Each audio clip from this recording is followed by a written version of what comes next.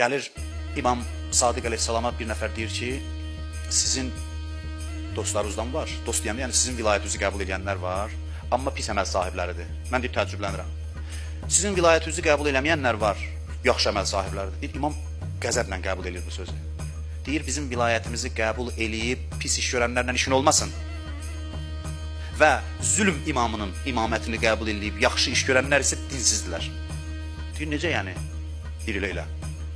Ondan sonra Qurandan ayə oxuyur. Deyir, bəs ayət-ül kürsüdə oxumamısan. Allahu vəliyyüllezine amenu yuxricuhum minəz-zulumati ilə'n-nur. Allah möminlərin vəlisidir. Onları zülmətlərdən nura çıxardar. Bu əsas məsələni həll eləyib özü üçün.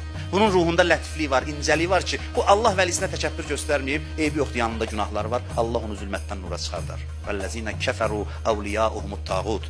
Amma tağuta beyyət eləyənin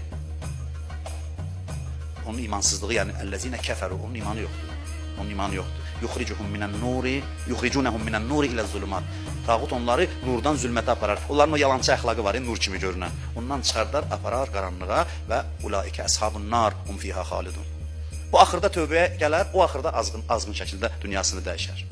Baxıncı hədisi deyim, sözümü tamamlayayım yavaş-yavaş. Buyurur ki, İmam Sadiq əleyhissalam, İnnəllaha la yəstəhi ən yuazzibə ümmətən danət bi imamin leysə minəllah və in kanət fi ə'maliha birrətən təqiyyə.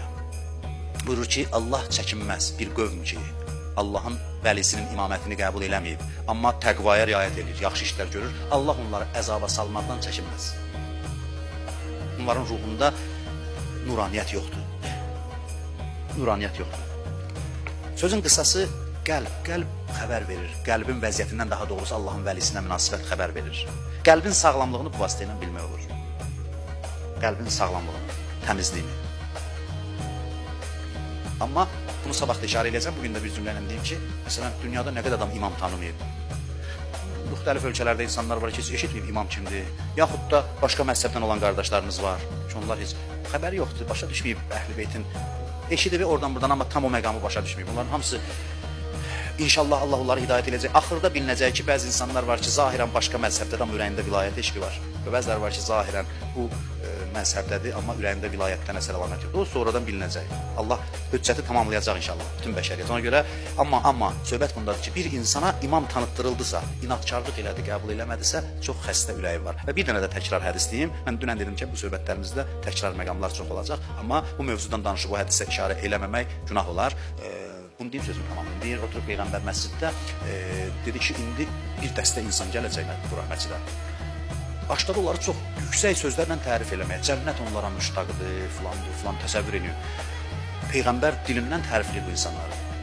Hamında gözü dikilib qapıya ki, görəsən kim daxil olacaq ki, bu qədər təriflədi Peyğəmbər olar. Biraz keçir, bir neçə adam, bir dəstə ağsaqqal məscidə daxil olur. Ağsaqqal kişi Yəməndən gəliblər. Peyğəmbər bunları tərifləyir. Bunlar gəliblər Yəməndən, gəlirlər Peyğəmbərlə görüşürlər. Ya Rasulallah, necəsiz, halınız necədir? Sual-cavab. Ondan sonra deyirlər ki, biz uzaqda yaşayırıq, tez-tez gələ bilmirik. Allah sizə uzun ömür versin, amma bir gün siz birdən dünyamızı dəyişdirsiniz. Olmasınız bizə, sizdən sonra kimə müraciət eləyək, onu tanıtdırın. Biz bilək də kimə müraciət eləyək. Biz tez-tez gələ bilmirik. Peyğəmbər qəribə bir üsluba əl atır. Sanki qayda qoyur bizim üçün ki, biz bilək də. Elə birbaşa mənim mövzuma aiddir məsələ, birbaşa. Bax, bu hədisi danışsaydım, heç izah verməsəydim, düşüncə ilə mənim dediyim nəticələrə gələrdiniz.